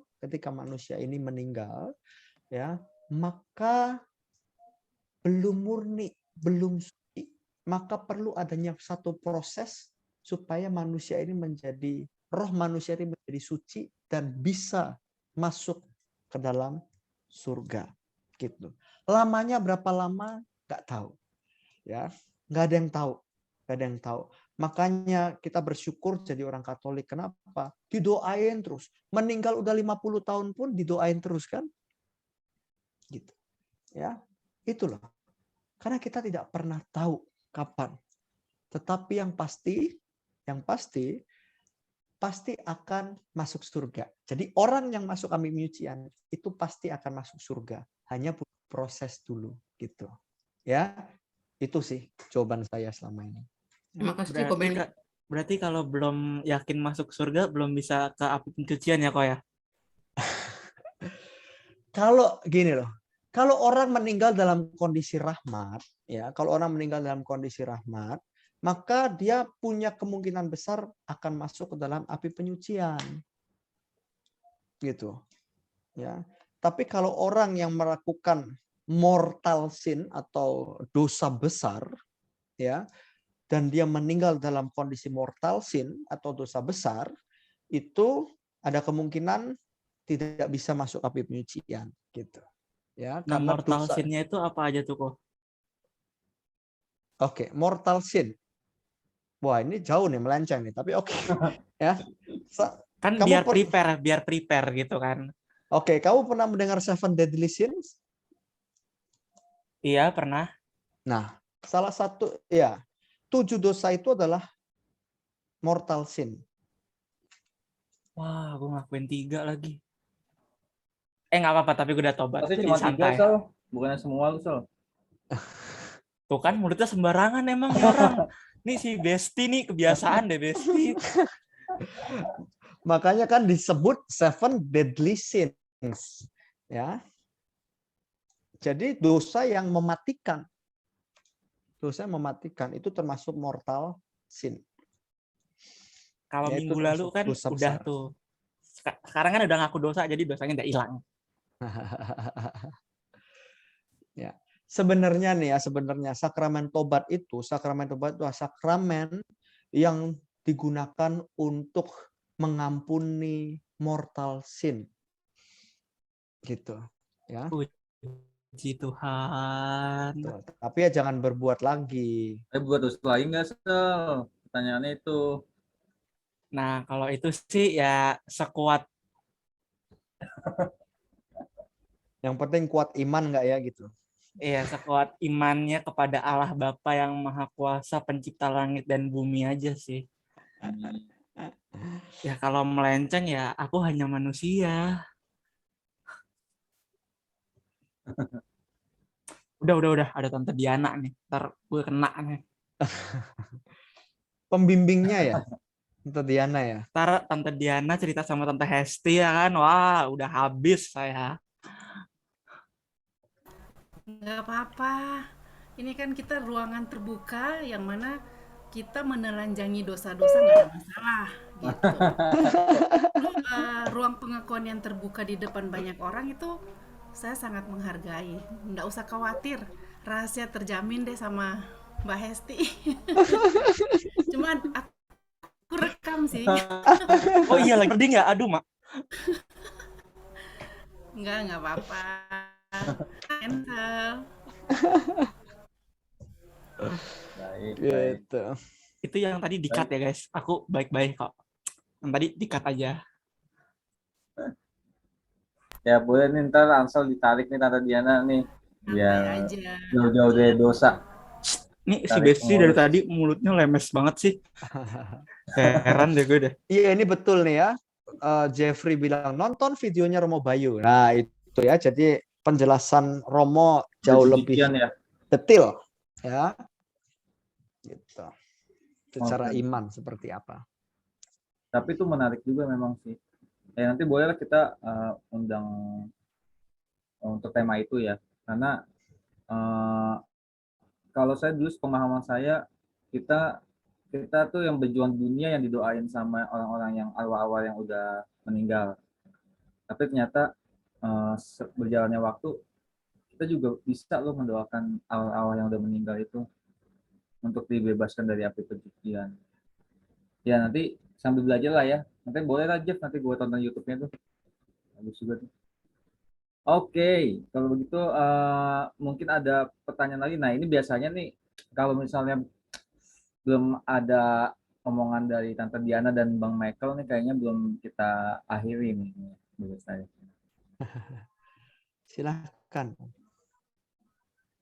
Mau ada tanggapan atau wejangan atau pertanyaan atau sharing sedikit boleh yang menguatkan iman kita.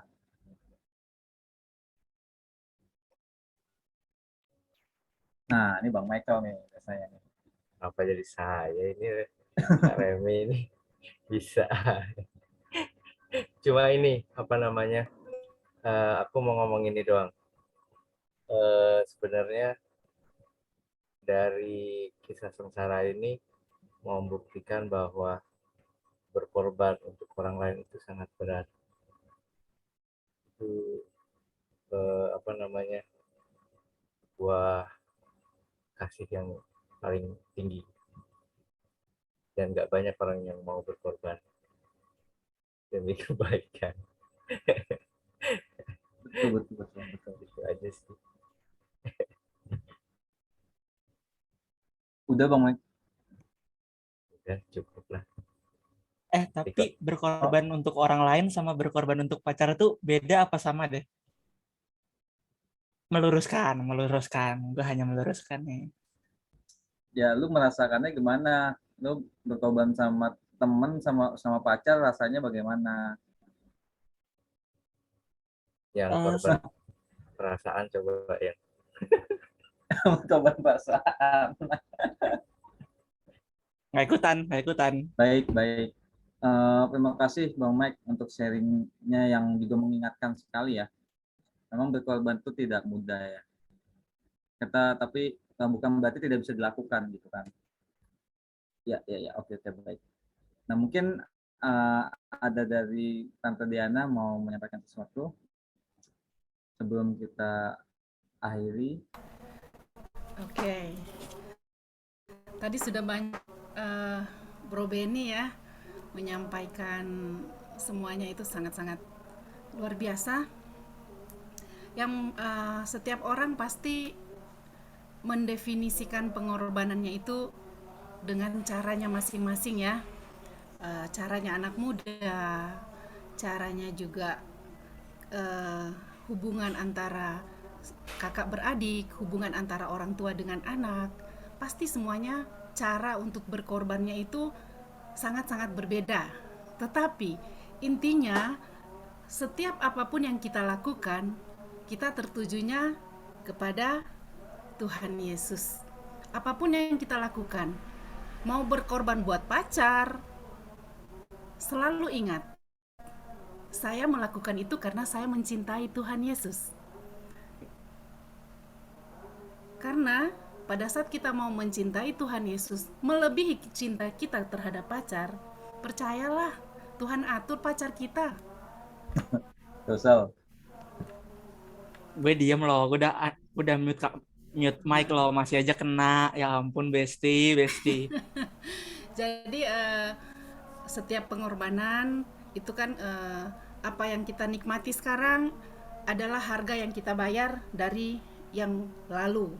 Dan sekarang apa yang kita lakukan sekarang, pengorbanan apa yang kita lakukan sekarang, mungkin kita tidak nikmati, tetapi kita akan mewariskan semuanya kepada nantinya ke generasi kita.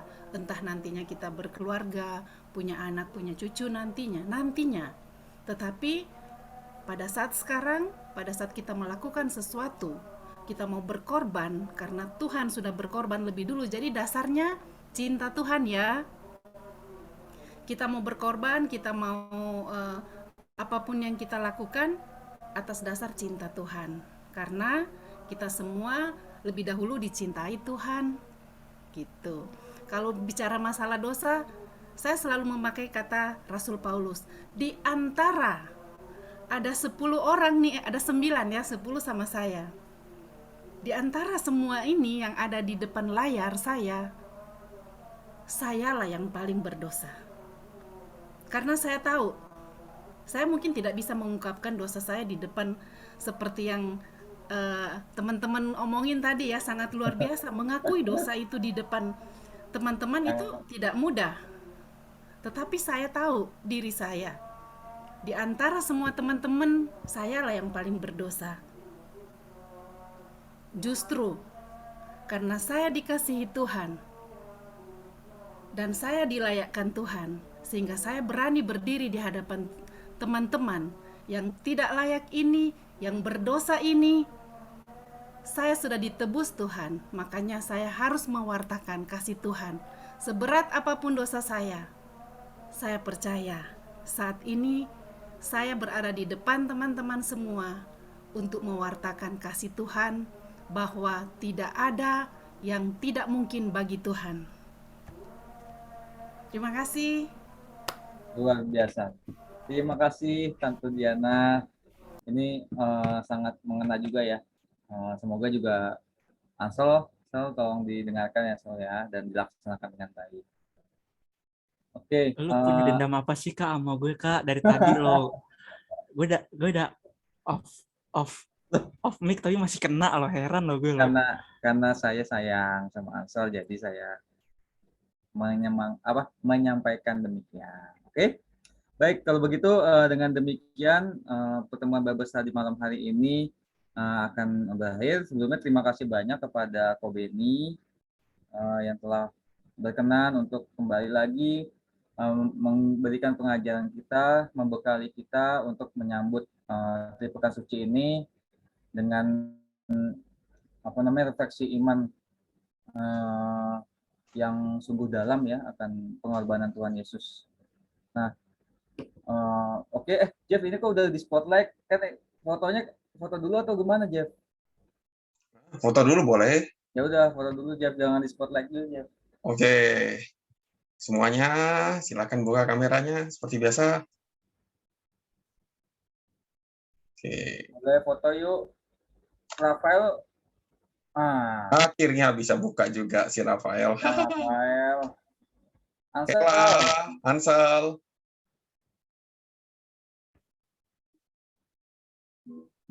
Sabar, gue lagi nyari ring light dulu, bentar. Oke. Ribet banget, bro. Udah, lanjut. Oke. Kela.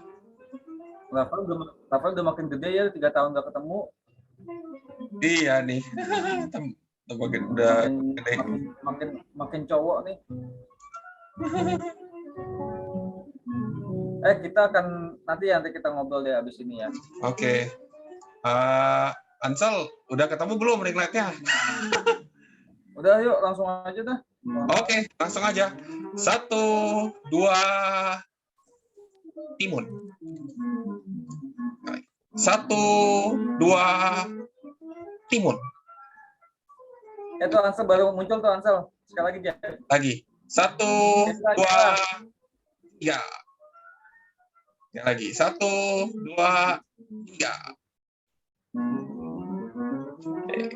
1, 2, 3. Ini satu album ini ya. Oke. Mungkin ada pengumuman dulu Jeff.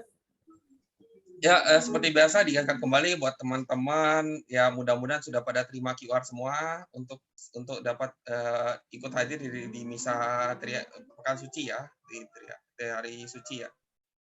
Gue panitia belum dapat QR.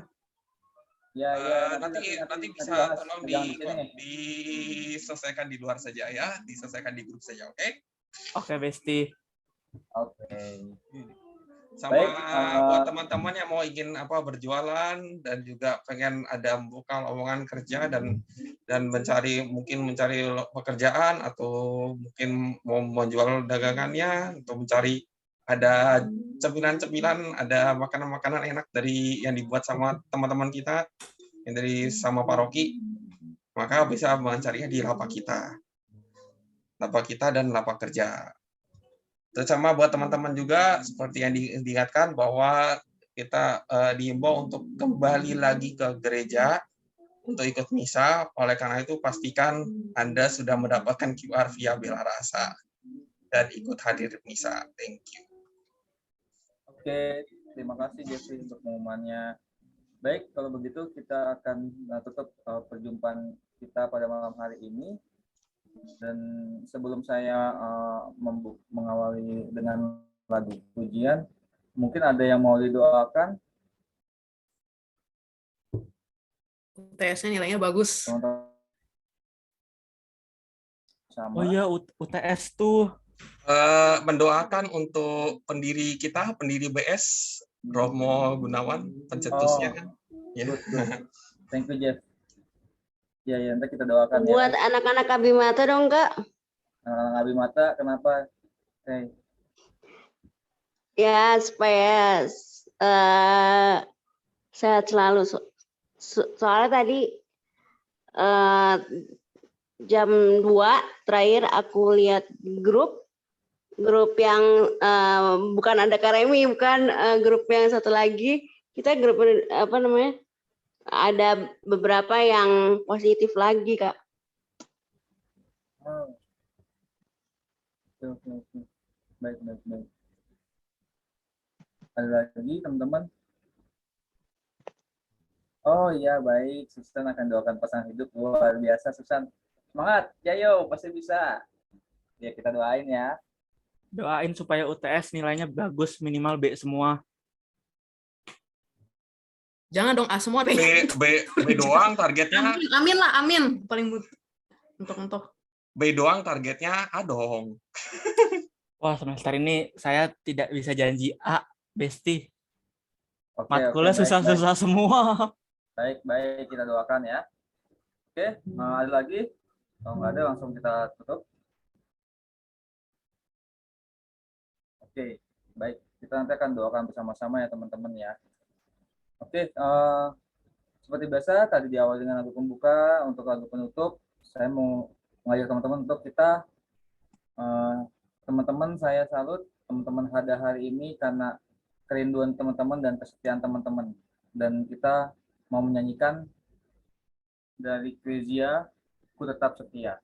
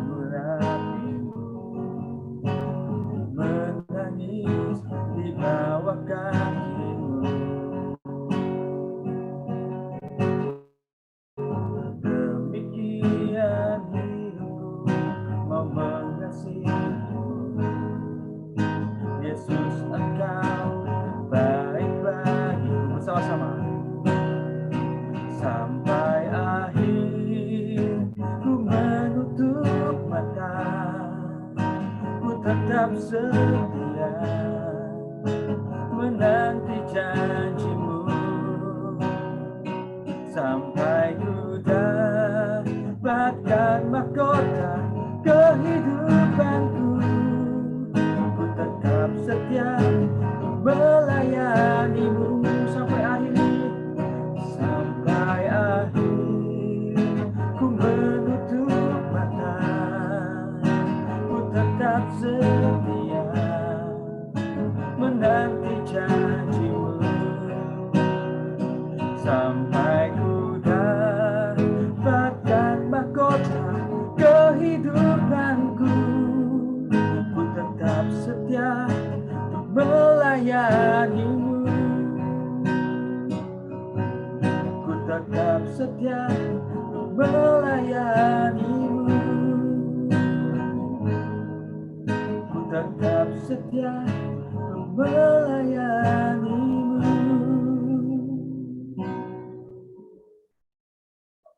Dalam nama Bapa dan Putra dan Roh Kudus. Amin. Bapa yang penuh kasih, Tuhan kami Yesus Kristus, terima kasih Tuhan untuk segala anugerah, cinta, kasih, dan pengorbanan-Mu Tuhan, yang Kau telah tunjukkan dan Kau telah buktikan dengan pengorbanan-Mu hingga Kau wafat di kayu salib Tuhan. Darah suci-Mu mengalir deras menebus setiap dosa dan kesalahan kami Tuhan. Ampuni kami Bapa, jikalau kami sebagai manusia yang tidak luput dari dosa dan kelemahan dan kedagingan kami Tuhan, sering sekali membuat Engkau sedih dan kecewa dengan sikap dan perbuatan kami.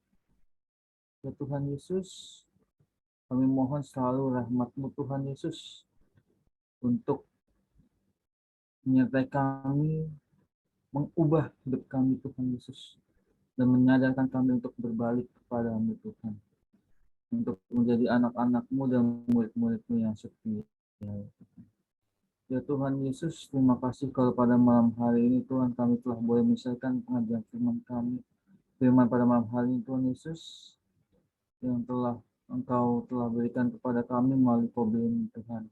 Ya Tuhan, kami berdoa semoga Kau selalu berkati anak-Mu ini, Kobe ini Tuhan Yesus, di dalam kesehatan Tuhan Yesus, di dalam sukacita, di dalam berkat kecukupan untuk Kobe ini sekeluarga Tuhan Yesus, dan juga berikan selalu Kobe ini semangat dan kesetiaan untuk tetap melayani-Mu Tuhan Yesus, menjadi utusan-Mu Tuhan, jadi selalu berkat-Mu Tuhan Yesus untuk bersamanya Tuhan Yesus, untuk setiap kami Tuhan yang boleh mendengarkan. Semakin dikuatkan, semakin dipulihkan Tuhan Yesus. Ya Tuhan Yesus, pada malam hari ini juga secara khusus Tuhan kami menyampaikan beberapa permohonan kami ya Tuhan Yesus. Untuk Ansal Tuhan Yesus, kami berdoa Tuhan Yesus, semoga Ansal Tuhan Yesus boleh Engkau sertai Tuhan Yesus di dalam ujiannya Tuhan, UTS-nya Tuhan Yesus, sehingga Ansal boleh semangat Tuhan Yesus dalam mempersiapkan yang terbaik Tuhan Yesus untuk ujiannya Tuhan Yesus, dan Kau menyertai ia Tuhan Yesus dalam ujiannya Tuhan, sehingga hasil yang daripada Ansal boleh dapatkan boleh memuaskan Tuhan Yesus, boleh membanggakan dirinya dan juga keluarganya serta teman-temannya Tuhan Yesus. Dan juga Tuhan Yesus, kami juga ingin berdoa Tuhan Yesus untuk Romo Gun Tuhan. Romo Gun, anak-Mu terkasih Tuhan Yesus, yang saat ini Tuhan sedang menjalani proses operasi dan pasca operasi ya Tuhan Yesus. Semoga Engkau berkati Tuhan Yesus dan berikanlah rahmat kekuatan di dalam pelaksanaan operasinya berjalan dengan lancar. Tuhan, berilah kekuatan kepada Romo Gun, untuk Romo Gun kuat dan sanggup dan mampu untuk melewati operasi ini dengan baik Tuhan Yesus. Berkati dokter-dokter, perawat, peralatan medis semua yang Kau berkati, yang mendukung untuk pemulihan penyembuhan Tuhan Yesus untuk Mogun ya Tuhan. Ya Tuhan Yesus, kami juga ingin berdoa untuk teman-teman kami, adik-adik kami di Abimata Tuhan Yesus. Semoga Engkau selalu berkati mereka Tuhan Yesus, terlebih bagi adik-adik kami yang dari mata yang saat ini dinyatakan positif Tuhan. Kami mohon Tuhan Yesus melalui urang tangan kasih-Mu Tuhan, Kau boleh menjamah Tuhan Yesus sakit penyakit di dalam tubuh mereka Tuhan. Dan kami percaya melalui bal-bil darah-Mu Tuhan Yesus, Kau memulihkan, Kau menjamah, kesembuhan boleh terjadi untuk mereka. Kau berkati selalu mereka dengan rahmat kesehatan dan sukacita, dan berkati selalu impian dan cita-cita mereka Tuhan Yesus. Kiranya mereka boleh menjadi anak-anak terkasih yang membanggakan orang-orang di sekitarnya Tuhan. Ya Tuhan Yesus, kami juga berdoa Tuhan Yesus untuk Susan Tuhan, yang saat ini Susan merindukan untuk pasangan hidup Tuhan Yesus. Kami berdoa Tuhan Yesus, Kau mengetahui Tuhan Yesus kerinduan anak-Mu ini Tuhan Yesus. Dan kami percaya Tuhan Yesus pada saat Susan Tuhan Yesus berserah penuh kepadamu Tuhan, Kau akan memberikan jalan, Kau akan membukakan jalan. Dan ketika imannya menyatakan dia mau percaya kepadamu Tuhan Yesus, maka Kau akan memberikan jodoh, pasangan yang seiman, yang terbaik yang Tuhan berikan kepada Susan Tuhan. Ya Tuhan Yesus, kami juga berdoa Tuhan Yesus untuk kami semua Tuhan Yesus yang ada di sini Tuhan. Berkatilah selalu Tuhan Yesus kami dengan kesehatan, juga keluarga kami, orang tua kami, adik-adik kami Tuhan Yesus, dengan kesehatan, dengan berkat yang cukup Tuhan, dengan cinta kasih satu dengan yang lain Tuhan Yesus, sehingga hidup kami Tuhan Yesus selalu memperoleh sumber sukacita, sebab Tuhan yang selalu menyertai hidup kami. Berkatilah usaha juga pekerjaan, pendidikan daripada kami semua Tuhan Yesus agar berjalan dengan baik Tuhan, sehingga apa yang boleh kami harapkan dan kami impikan juga cita-citakan boleh terwujud Tuhan seturut dengan kehendak-Mu. Kami mau berserah penuh Tuhan Yesus, sebab apa yang kami impikan, apa yang kami harapkan Tuhan Yesus tidak lebih baik dari apa yang Tuhan berikan di dalam kehidupan kami Tuhan. Ya Tuhan, berkatilah kok kegiatan Bible Study komunitas kami ini Tuhan Yesus, untuk tetap terus berada Tuhan Yesus, untuk tetap terus tumbuh Tuhan Yesus menjadi ladang saluran berkat, wadah bagi teman-teman kami untuk mendalami, mengenal Engkau Sang Juru Selamat kami Tuhan Yesus, dan boleh mendengarkan pengajaran-pengajaran yang sungguh indah yang boleh terus merema dalam kehidupan kami. Terima kasih Tuhan untuk segala berkat anugerah penyertaan-Mu pada malam hari ini Tuhan Yesus, dan berkatilah Tuhan Yesus malam hari kami ini Tuhan, dan berkati juga Tuhan Yesus di dalam istirahat kami. Semoga kami bisa beristirahat dengan nyenyak Tuhan Yesus, dan besok kembali bangun dengan energi yang baru, dengan semangat yang baru untuk memulai aktivitas kami, semangat kami demi menggapai impian dan cita-cita di dalam kehidupan kami. Lindungilah kami selalu senantiasa dimanapun kami berada, khususnya jauhkan kami dari wabah virus corona ataupun penyakit-penyakit yang berbahaya lainnya Tuhan. Kami percaya Engkau selalu melindungi, menjaga kami senantiasa Tuhan. Terima kasih Tuhan Yesus untuk segala berkat, rahmat, kasih setia-Mu, Engkau selalu menyertai kami. Demikianlah doa dan permohonan kami yang kami bawa dan kami naikkan di dalam satu nama Tuhan kami Yesus Kristus, Tuhan yang kami puji, sembah, dan Tuhan yang kami muliakan. Kemuliaan kepada Bapa dan Putra dan Roh Kudus, seperti pada permulaan, sekarang, selalu, dan sepanjang segala abad. Amin. Terpujilah nama Tuhan Yesus, berdamai dan Santo Yosef, sekarang dan selama-lamanya. Santa Maria Regina, doakanlah kami. Santo Santa, pelindung kami, doakanlah kami. Amin. Nama Bapa dan Putra dan Roh Kudus. Amin. Baik. Kalau begitu, terima kasih sekali lagi untuk Ko Beni. Semoga tidak kapok-kapok kok. Next-nya kita akan undang kembali ya Ko ya. Oke, Remi. Ya, Mungkin kita akan bahas yang tadi juga boleh tuh, ya kan? Nanti boleh Ko Beni juga bawakan. Oke, sekali lagi terima kasih juga buat teman-teman semua yang sudah hadir. Kita akan berjumpa lagi di Rabu yang akan datang ya, teman-teman. Pewartanya siapa ya, Jeff? Aku lupa lagi tuh. Untuk pewartanya